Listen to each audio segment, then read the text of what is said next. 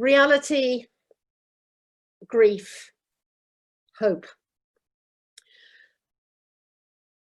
We've thought a little about Job and Job lamenting what has happened to him. And in the extraordinary context we are now in, there has been some extraordinary writing and thinking. Amongst the pieces I've heard was a telephone lament for coronavirus,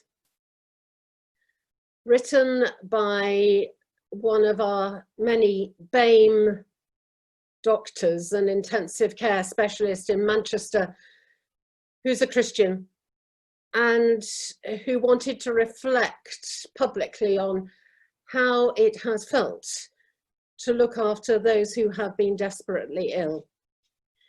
You may know the piece, and it's worth listening to on BBC Sounds. I can't possibly echo Mark's wonderful way of speaking. His accent, his voice is crucial, but I am going to speak his text because it is so powerful. He reflects on the impossibility of meeting relatives, of all the usual skills that he would have used as an intensivist, caring for the relatives as well as the sickest of patients. And he reflects on the use of the telephone to tell people news, trying to tell that news in the best and most loving of ways. This was first broadcast on the 26th of April, and it draws on Stevie Wonder's lyrics, "I just called." I just called to say, your husband has been admitted to the intensive care unit. I could sense your shock even over the telephone. I realized you had only left for home a few hours earlier. I wondered if you imagined that he would be in the unfortunate 10 to 15% of coronavirus patients needing intensive care. I wondered if you knew that it took several consultants to decide to bring him to intensive care. Perhaps you couldn't see the fear behind the flimsy masks of the emergency physicians. Fear both for your husband and also for their own health. I just called to say that he is stable on the breathing machine with medications to keep him asleep. I wondered if you realized stable still referred to needing near the maximal safe limit of pressure generated by the ventilator to drive air into the lungs. Stable meant needing double or triple the fraction of oxygen available in normal air. Stable meant 4 different medications to keep him asleep, to control his breathing, each with their own side effects. Would you be less reassured by the term stable if you saw the multiple artificial lines inserted into your beloved husband, from the breathing tube to the plastic lines in his neck, from a small arterial catheter in his wrist to the larger urinary one in his bladder?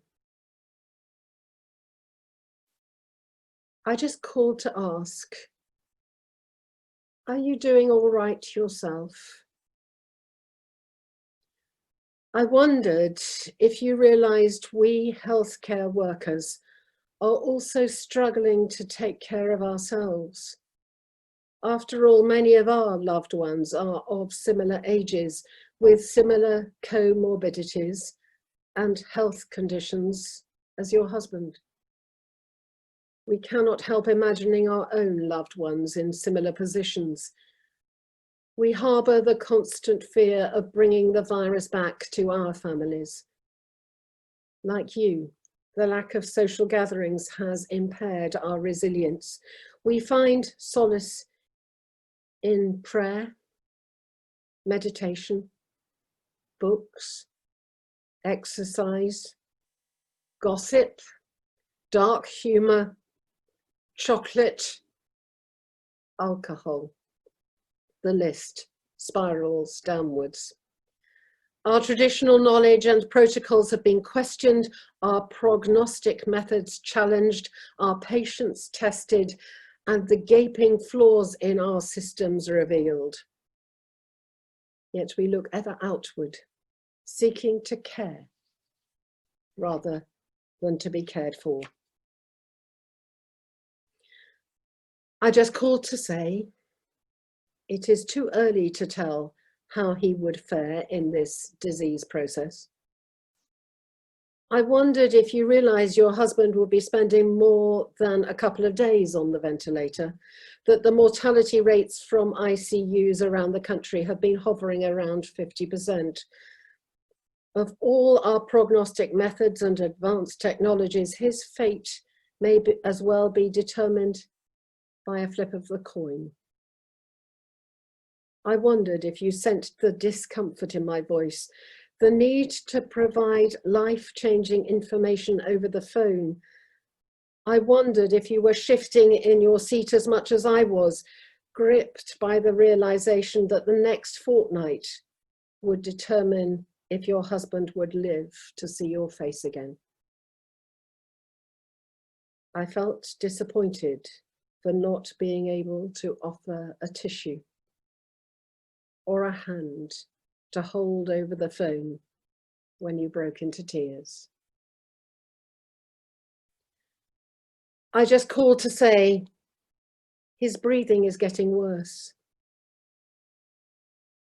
When I told you we had to put him face down to help his breathing, I wondered if you realized this took 7 trained members of staff about an hour to perform safely.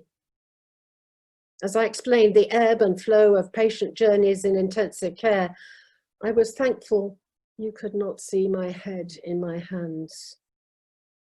Like many colleagues, I feel discouraged by the lack of improvement in several other patients, just like your husband. I feel disheartened by the prolonged course of the disease, testing our patience. I feel demoralized. The years of training and experience now seem meaningless in the face of a novel contagion. I just called to say he has had a sudden cardiac arrest. I wondered no longer. I needed only to be sorry. Sorry that the virus had affected your husband's heart. Sorry that despite our best efforts, we were unable to resuscitate him successfully. Sorry that you could not be with him during his last hours.